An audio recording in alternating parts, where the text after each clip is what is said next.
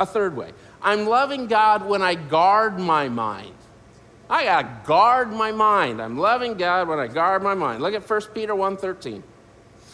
Therefore, gird up the loins of your mind. Be sober and rest your hope fully upon the grace that is to be brought to you at the revelation of Jesus Christ.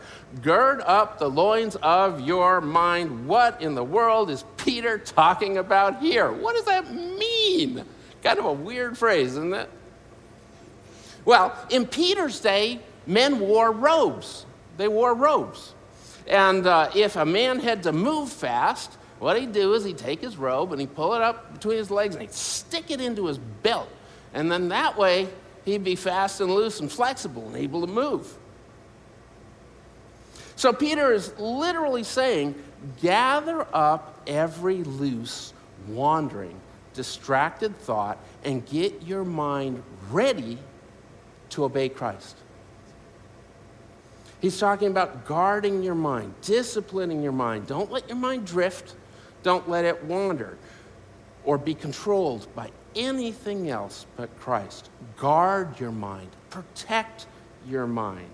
Now, how do you do that? How do you do that? Well, really it begins with your ears, your eyes, and your feet.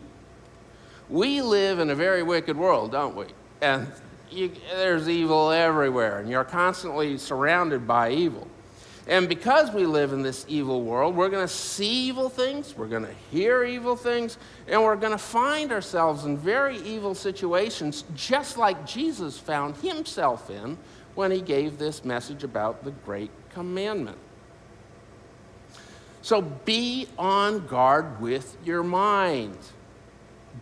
Don't let your mind be distracted by all this. You see something evil, you'll look the other way. You cover your ears. You walk away when you need to. And sometimes you need to run, right? Remember Joseph and Potiphar, and Potiphar's wife? What did he do? He ran. He had to get out of there. He had to run to get away from all that.